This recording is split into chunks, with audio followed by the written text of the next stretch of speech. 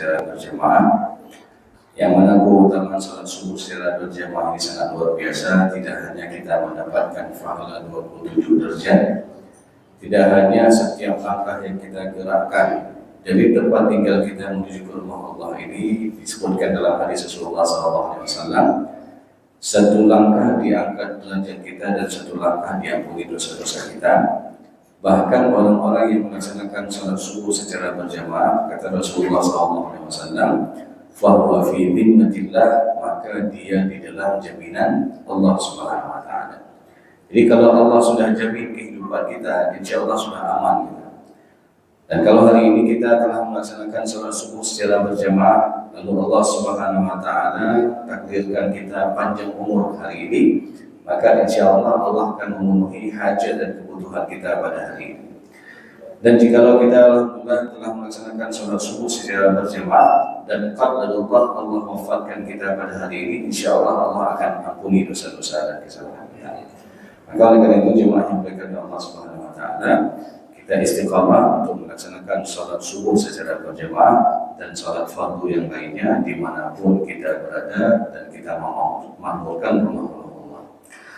Salawat dan salam tentu pula kita sampaikan kepada Nabi Muhammad SAW, Rasulullah sebagai qudwah hasanah, Rasulullah sebagai suri tauladan yang baik yang patut kita contohi dalam kehidupan kita sehari-hari.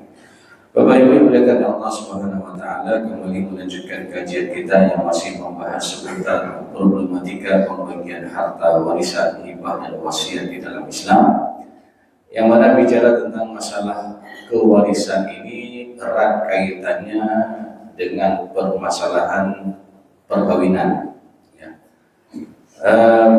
Karena salah satu sebab mendapatkan warisan itu adalah adanya hubungan pernikahan dengan akad yang sah. Kapan disebut sebuah pernikahan itu dikatakan dengan akad yang sah? Ketika memenuhi rukun-rukun nikah dan syarat sah nikah. Jadi oleh karena itu jemaah yang dimuliakan Allah Subhanahu wa Ta'ala, kebetulan baru beberapa hari yang lalu ada kasus gitu. Jadi seorang ibu datang ke masjid raya lalu sambil menangis-nangis dikatakan, "Ustaz, saya sudah menikah dengan akad yang tidak sah. Pegang nikah ini hanya sah." Lalu saya tanya, kenapa? Ini Ustaz, dulu orang tua saya ini menikah tidak ada pencatatan KUA, dan saya pun dinikahi oleh orang tua saya. Sampai sekarang sudah punya anak. Lalu ada yang mengatakan bahwa pernikahan kami ini tidak sah. Tidak sah. Dan bagaimana status anak? Lalu saya mengatakan,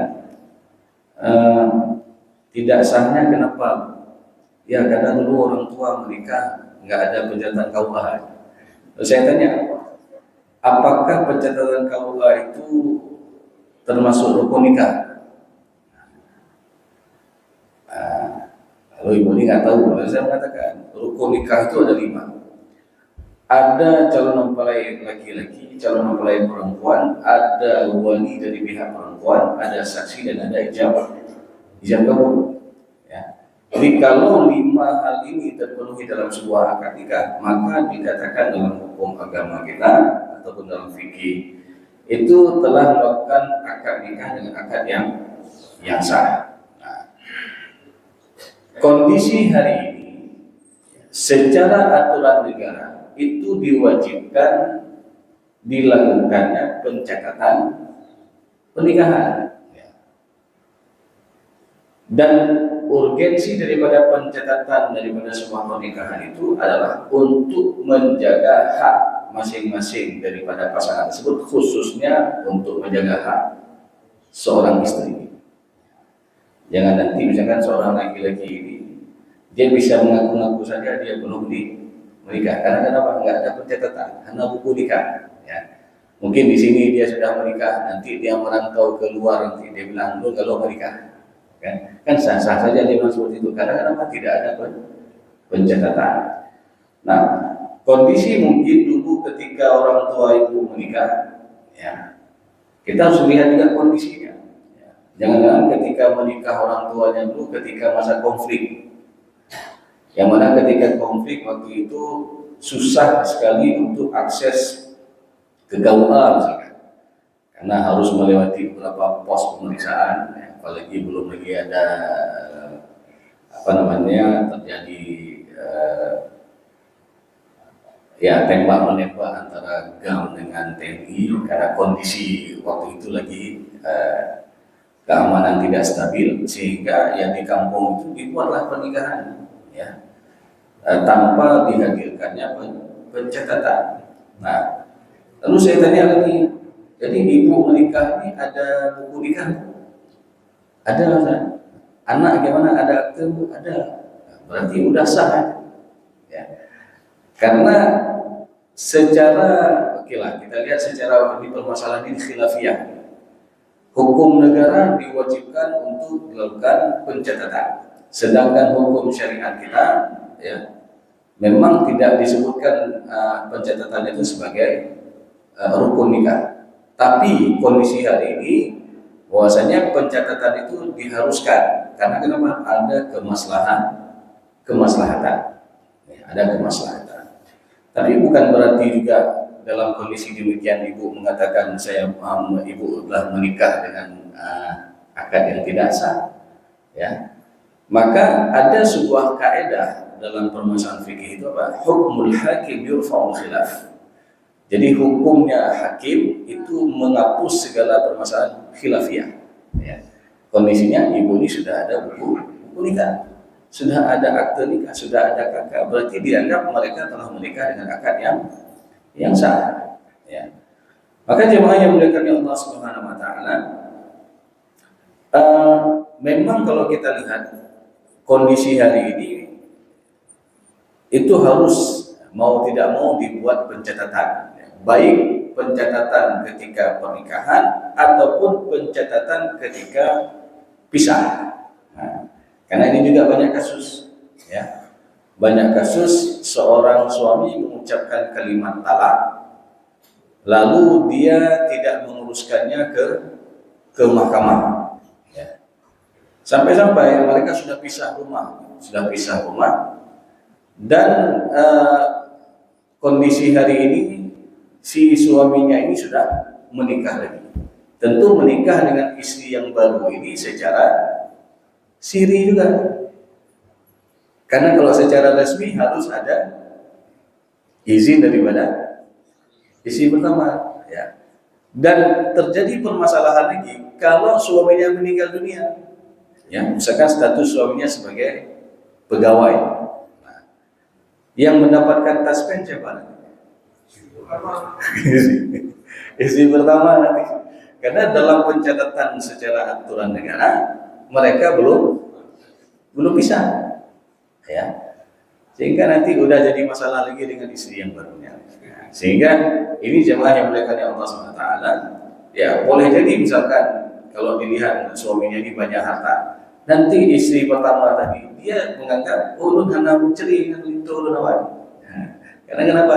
Secara pencatatan saya masih istri daripada almarhum, ya. Secara bukti, ya, saya adalah masih pasangan daripada almarhum.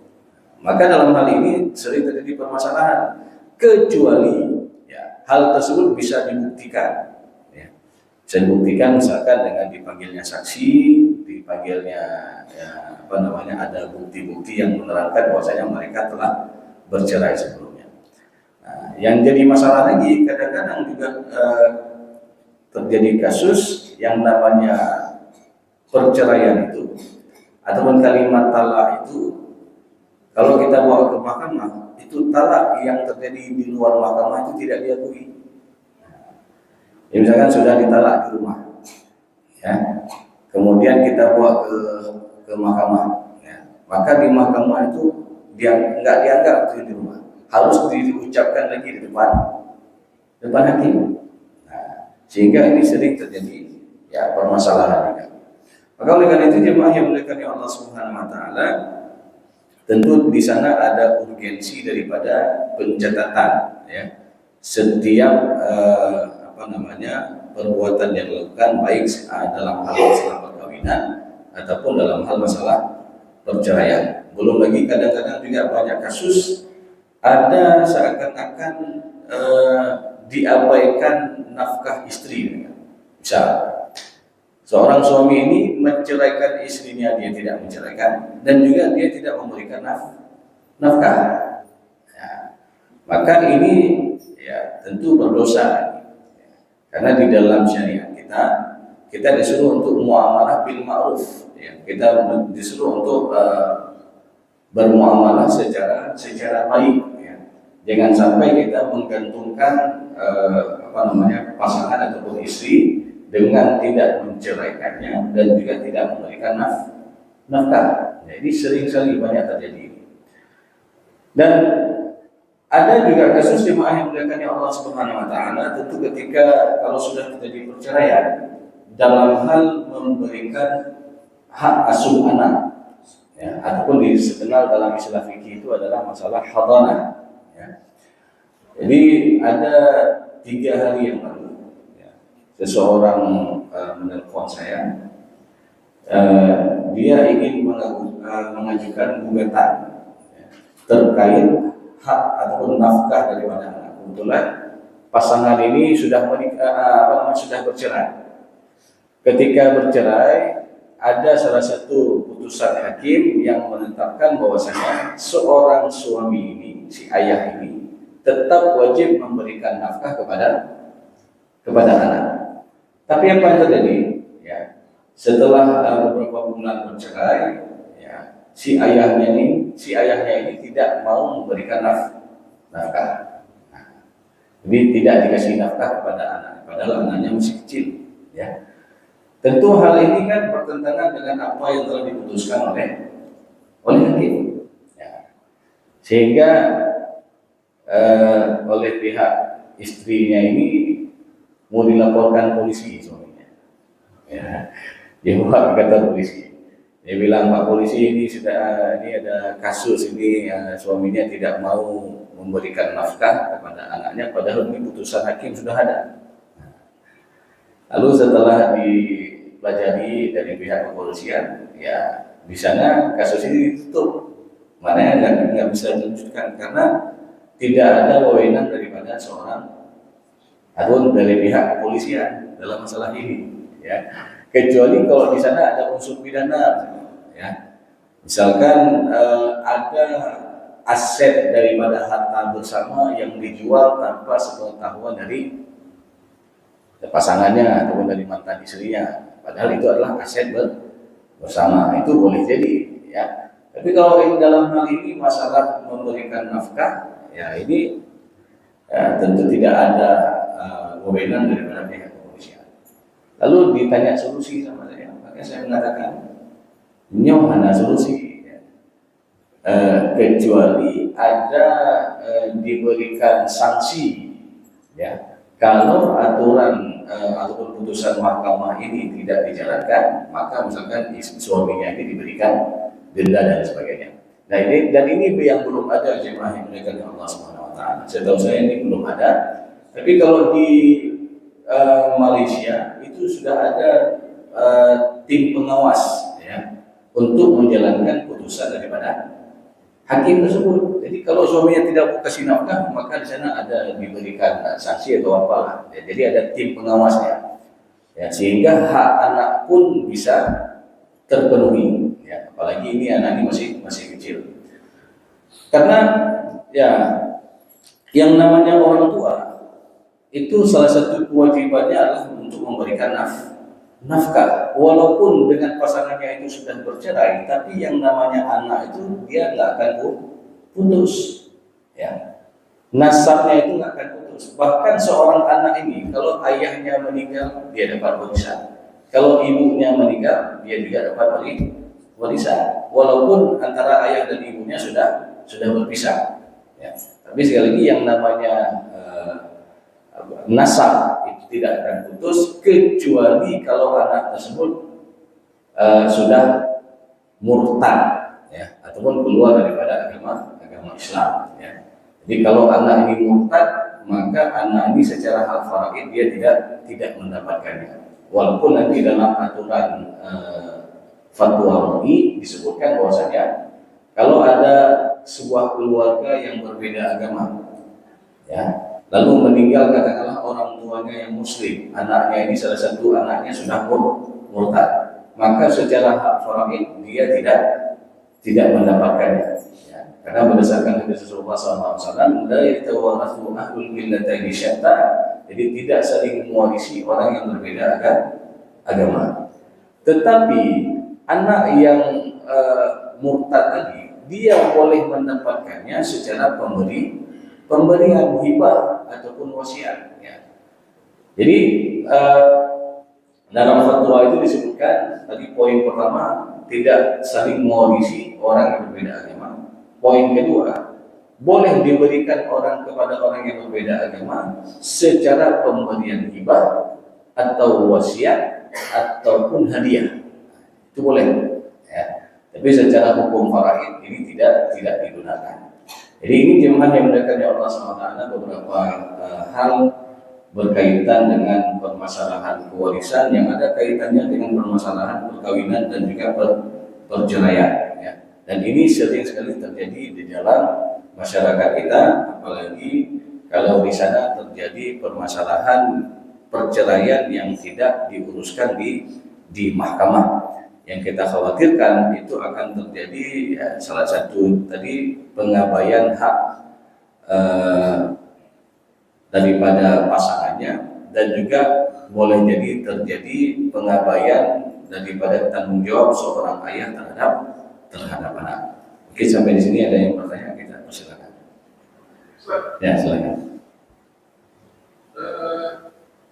Dari seandainya ada cekcok di rumah tangga, dia sudah mengatakan cerai, ternyata dibawa ke pengadilan, ke mahkamah, nanti diulang kembali, kembali, nggak sah, ya. Seandainya di rumah tangga tercekcok mengatakan talak 3, ternyata sampai ke mahkamah mediasi, ternyata bisa kembali. Jadi itu yang dikatakan pertama itu tak nyata. Ya. Ya, memang ini sering terjadi permasalahan. Nah, jadi kadang-kadang orang bingung, nyoteh aja, ya, berhukum agama, berhukum negara. Ya. Jadi ketika misalkan seorang suami di rumah sudah mengucapkan talak 3, ya, tentu ya dalam konsekuensi talak 3 ini atau dalam ucapan ini kita harus tanya kembali, apakah ini diucapkan langsung 3 ataupun sudah 3 kali talak di rumah. Kadang-kadang ada yang mengucapkan, saya talak, kamu talak 10 sekali ucap. Maka dalam hal ini walaupun ini juga terjadi permasalahan, terjadi khilafiyah, ya, memang kalau diucapkan kalimat talak dari talak langsung talak 3 atau talak yang lebih dari 3, maka itu jatuh talak, ya. Tapi pernah kasus ini terjadi di masa, kalau tidak salah di masa Khalifah Umar bin Khattab, yang ketika itu banyak sekali juga terjadi kasus perceraian, ya, di kalangan para sahabat, ya.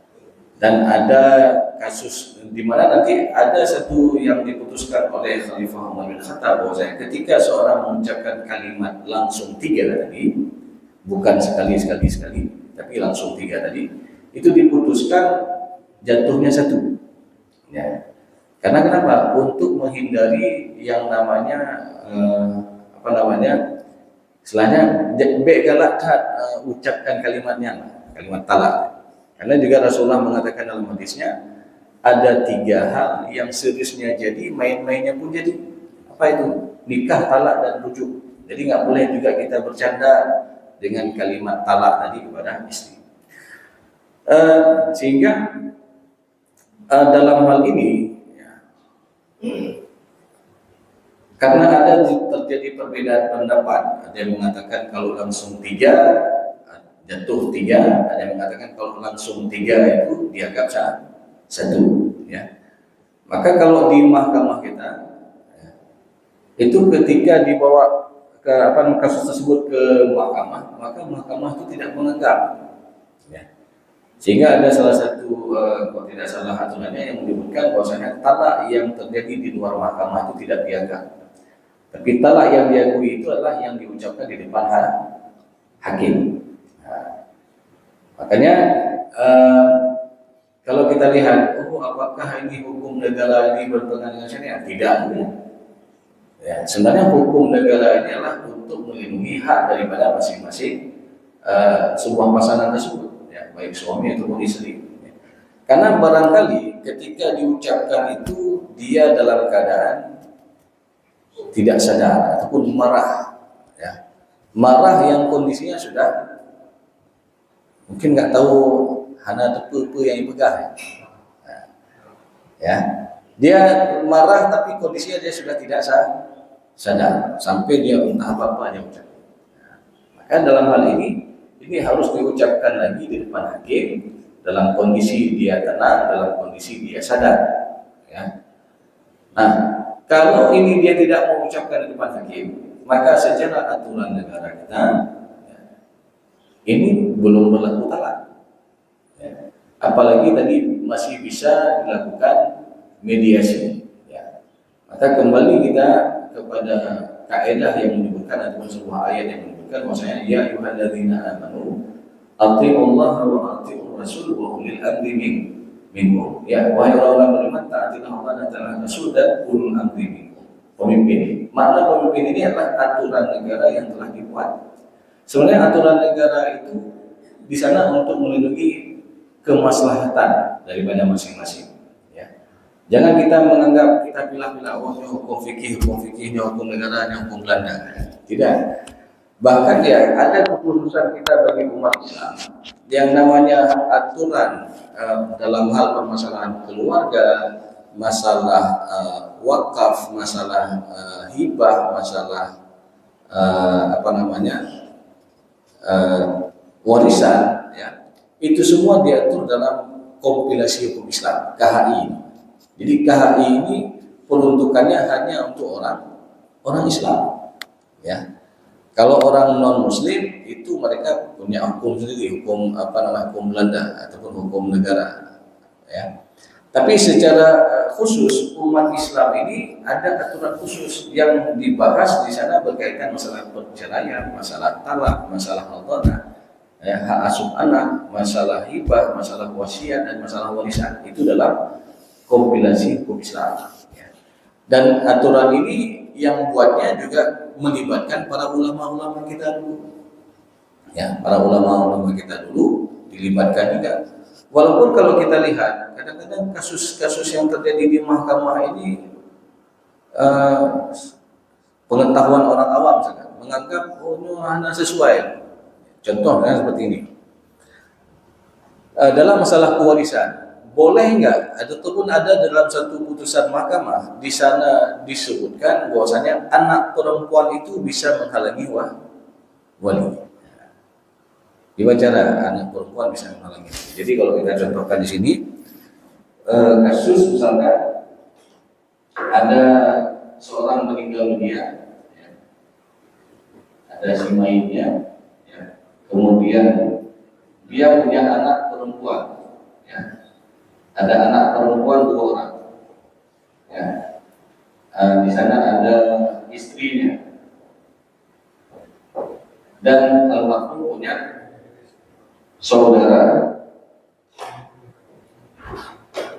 saudara kandung, ya. Saudara laki-laki kan wali ini kan, ya.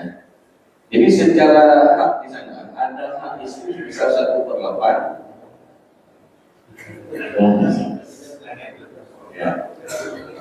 Kemudian istri 1/8, 2 anak perempuan 2/3, dan di sana ada hak wali secara asabah sisa. Ini secara aturan dasarnya. Tapi ketika kita lihat nanti ada beberapa putusan hakim yang mengatakan anak perempuan ini bisa menghabiskan harta. Ya.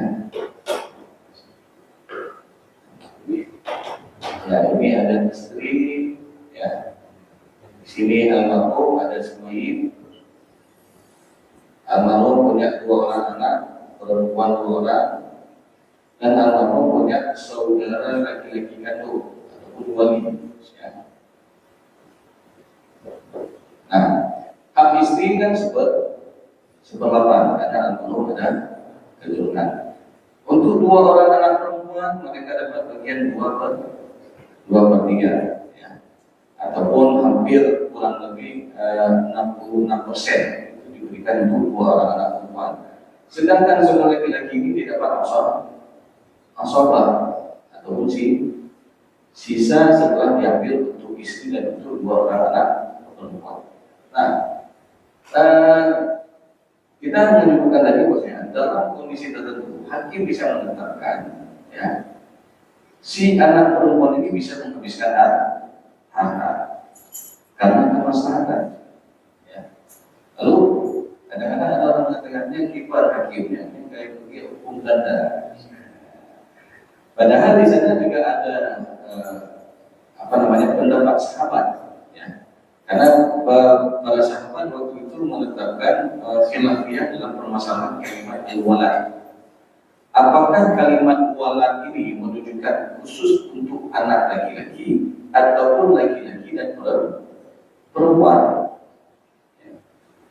Jadi jumhur ulama mengatakan bahwa kalimat walad itu dikhususkan untuk anak laki-laki saja, sehingga anak laki-laki inilah yang bisa menghalang wali.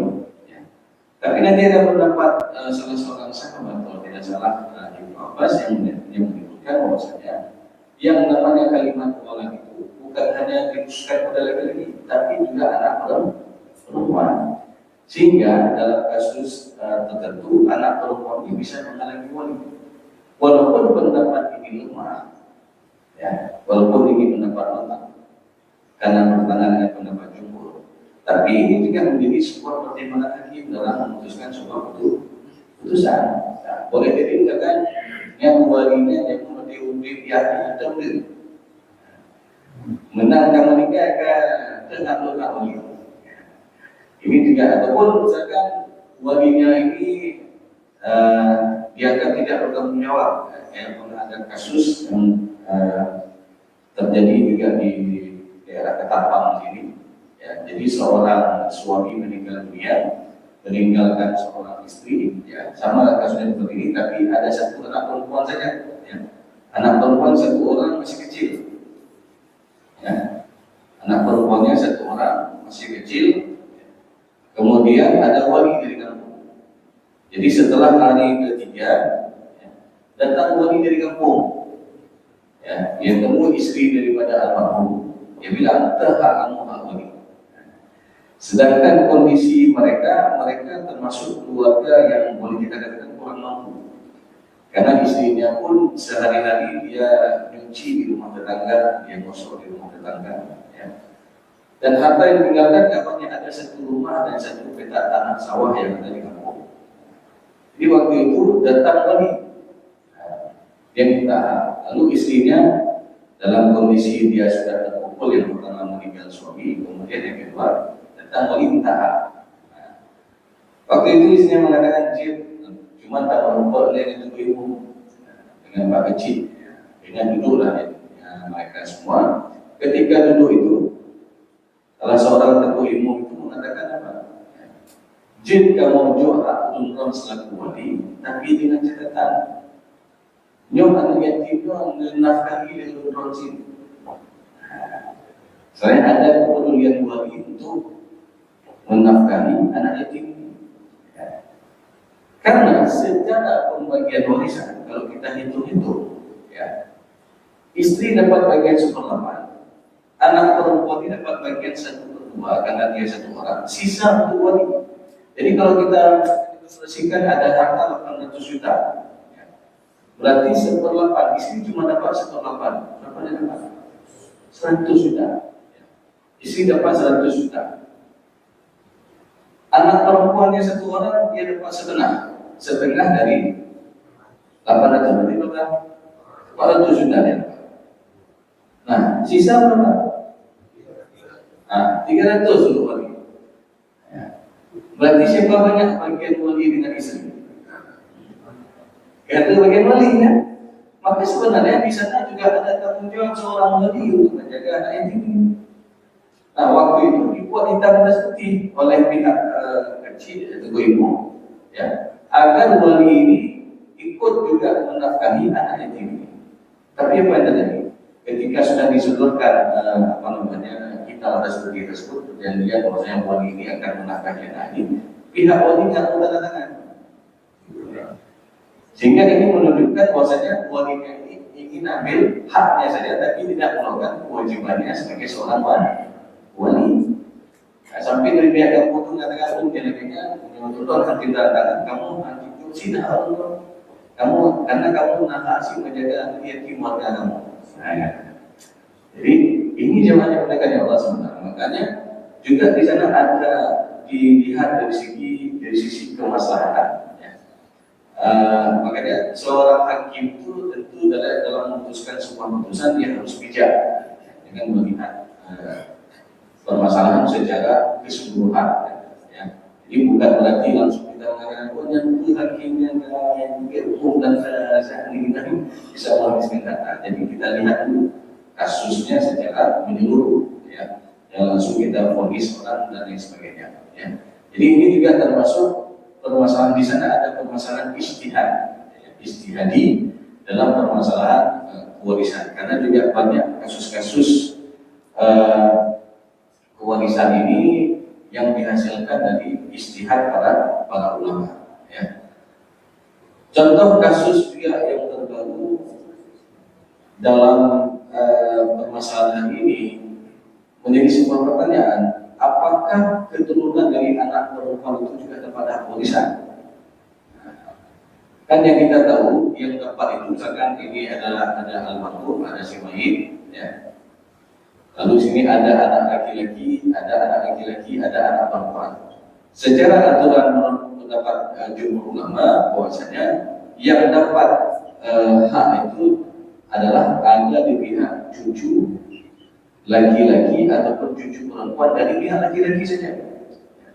Sedangkan cucu daripada anak perempuan ini tidak dapat. Sehingga ada sebuah pemikiran juga yang menyebutkan kondisi hari ini si cucu dari pihak perempuan juga bisa dapat hak. Ini juga termasuk kalau tidak salah saya disertasi atau tulisan yang ditulis oleh Prof. Ilyas Abu Bakar. Dia ada sebuah buku beliau yang berjudul Kewarisan Sepertagian Darah. Saya juga menyebutkan ada juga hak daripada pihak keturunan dari perempuan, karena ini masih ada hubungan nasab, masih ada hubungan darah, ya, dengan almarhum. Ya, walaupun dalam pendapat jumhur yang dapat itu adalah hanya dari pihak cucu laki-laki dari anak. Seperti itu. Pertanyaan yang silakan. Kalau kita berumur sekitar 7 tahun, bagi saya sebagai laki-laki tidak pernah memberikan hak kepada istri. Dan istri kan masih muda. Jadi si istri menuntut bukan saya. Ya. Jadi si suaminya sudah umur 70 tahun, sedangkan istrinya masih muda, dan ini tidak diberikan nafkah. Ya. Ketika seorang suami tidak mampu menjalankan tanggung jawab sebagaimana mestinya, misalkan tidak kasih nafkah, ya, dan lain sebagainya, maka di sana ada hak seorang istri untuk dia minta fasal. Ya. Bahkan di buku nikah, ya. Bapak Ibu pernah baca di belakang buku nikah?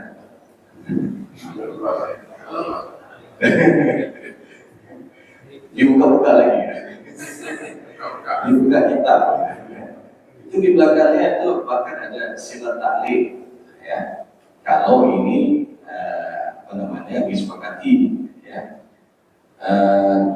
Kalau tidak salah saya itu kalau tidak diberikan nafkah selama sekian bulan, 4 tahun 6 bulan, ya, maka di sana juga ada hak daripada seorang wanita untuk meminta pisah, ya.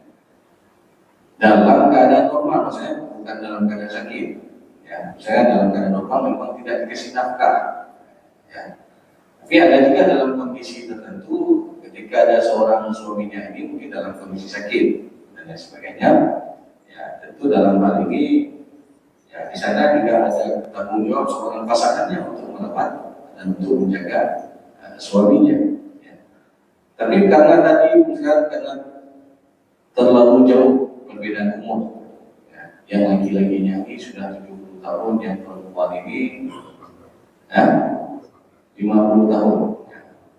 Maka dalam hal ini harus kita lihat juga, ya. Dan ketika seorang istri mengajukan fasakh kepada hakim, nanti hakim akan lihat juga alasan dia, ya. Kalau alasan ini tidak memuatkan, hakim tidak memutuskan fasakh. Tapi misalkan kalau alasannya ini kuat dan mampu dibuktikan, maka boleh jadi ini dikabulkan oleh hakim. Seperti itu. Allah gimana? Semuanya ada anak perempuan Ya. Ya, ini kasusnya kalau tidak ada yang lagi. Kalau tidak ada anak, maka yang dapat adalah cucu dari pihak laki-laki saja. Kemudian kasus pertama. Ya, oke, kasus pertama. Istri dapat 8. Ya. Kemudian ada 2 orang yang bisa dapat 3. Oh ya, kalau ada 2 perempuan, dia dapat 2/3. Kemudian untuk saudara itu apa? Ibu sama saudara.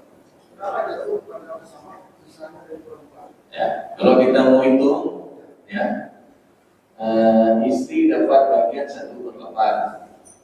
2 anak perempuan dapat 2/3. Saudara laki-laki dia dapat sisa ataupun sama. Ya. Kalau kita mau hitung, kita lihat menyebut 8 dan 3 24. 24 ini sebagai pembaginya. 24 dibagi 8, 3 bagian. 24 bagi 3 kali 2. Karena kali ke atas. Kita nggak kali lagi ke atas 1. Ya. Berarti 16. Sisa berapa? Sisa 5 bagian. Berarti kalau misalkan ada harta, katakanlah harta 240 juta bisa, ya. Berarti dibagi 24, dibagi asal-asalan, sehingga nilai satu bagian 10 juta. Berarti istri ada 3 bagian kali 10 juta, dia dapat 30 juta. Ya. 2 anak perempuan dapat 16 bagian kali 10 juta, dapat 160 juta. Saudara laki-laki kandung dia dapat 50 juta.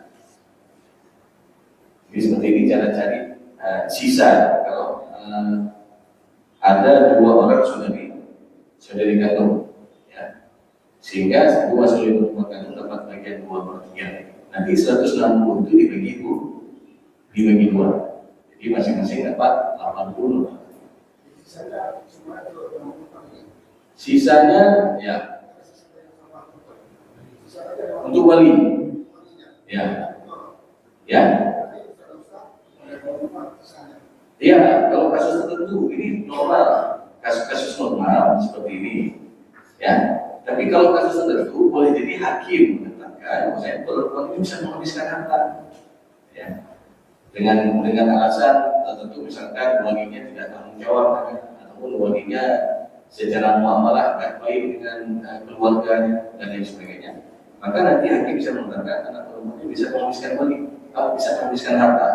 Jadi 50 itu tidak dikasih untuk wali, 50 itu dikasih lagi untuk anak Allah.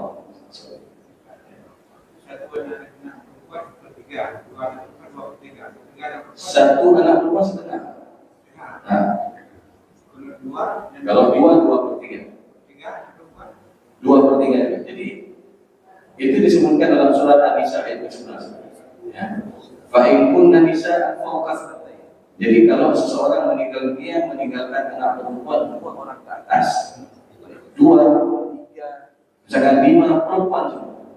Berarti bagian mereka 2 per 3. Bagi 5 berarti jumlah anak perempuan. Kalau hanya wahidatan wahidatan falaha nisfu. Kalau hanya satu anak perempuan saja, anak perempuan tunggal, maka dia dapat bagian nisfu saudara. Ya. Jadi bagian-bagian ini semua telah Allah tetapkan di dalam Al-Quran. Dengan catatan tidak ada anak laki-laki. Oh, kalau ada anak laki-laki, maka tidak berlaku sedekahnya 2 per 3 ini. Kalau ada anak laki-laki, maka di sini ada anak laki-laki, maka mereka ini mendapatkan sisa. Ya, setelah diambil untuk istri 1/8, mereka berdua ini ambil sisa, tapi pembagiannya nanti 2/1 adalah laki-laki dan perempuan. Berarti kalau ada satu laki 2 perempuan, dari sisa itu dibagi berapa? Dibagi berapa? Jadi misalkan tadi ada istri, kemudian ada satu anak laki, 2 anak perempuan, kan 1/8 dikasih buat istri, sisa untuk anak-anak karena ada lagi. Ya. Nah, dari sisa itu dibagi berapa? Ada satu lagi 2 perempuan. Dibagi 4. Ya. Kenapa? Karena laki-laki ngambil 2 porsi, perempuan satu porsi. Ya. Jadi nanti itu cara baginya. Bukan dikasih 2 per 3 juga anaknya 2 per 3, 1/3 itu untuk perempuan. Oh, kalau ada 3 orang anak laki-laki nanti sudah banyak hak perempuan daripada laki-laki. Jadi tetap itu kondisinya 2/1. Dan kalau saudara mayit itu kan itu kan laki-laki. Ya. Ya. Kalau saudari perempuan di sini dan anak yang ditinggalkan juga perempuan, dia juga dapat. Kalau ini saudari perempuan, ini perempuan semua. Maka saudari perempuan ini dia dapat al-sobah ma'al ghairi. Ya, karena tadi kalau ini saudara laki-laki dia dapat al-sobah bin nafsi. Jadi al-sobah itu ada 3. Ada al-sobah bin nafsi, itu yang dapatnya laki-laki semua. Maksud tadi dalam kasus yang kita sebutkan tadi saudara laki-laki. Ada al-sobah bin ghairi, yang tadi kita sebutkan ada laki ada perempuan, ini berlaku kaidah 2/1. Dan ada al-sobah ma'al ghairi itu adalah ketika almarhum meninggal dunia meninggalkan saudari perempuan dan juga ada keturunan perempuan saja. Yang Rasulullah menyebutkan ij'alu al-akhawat al-banat ashabah. Jadikanlah saudari perempuan apabila berjumpa dengan keturunan perempuan sebagai ashabah. Sehingga si saudari perempuan ini dia juga dapat hak kalau keturunannya ini hanya perempuan. Tapi dia dapat ashabah ma'al ghairi. Sisa tetap sama, tetap sisa. Kalau ada laki perempuan Di sini, nah, kalau ada laki perempuan, ya ini jadinya ashabah bil ghairi. Mereka dapat sisa tapi baginya 2/3. Saya tinggal bolak-balik aja. Baik. Jadi Bapak Ibu yang muliakan Allah SWT, mungkin karena waktu yang terbatas, kita pada kajian kita pada pagi yang berbahagia ini mudah-mudahan apa yang kita sampaikan tadi bisa menjadi ilmu yang bermanfaat dan juga bisa kita aplikasikan dalam kehidupan kita sehari-hari berkaitan dengan pembagian harta warisan. Lebih dan kurang saya mohon maaf. Aku qauli hadza wa astaghfirullah li wa lakum wa lisal mu'minin. Wassalamualaikum warahmatullahi wabarakatuh.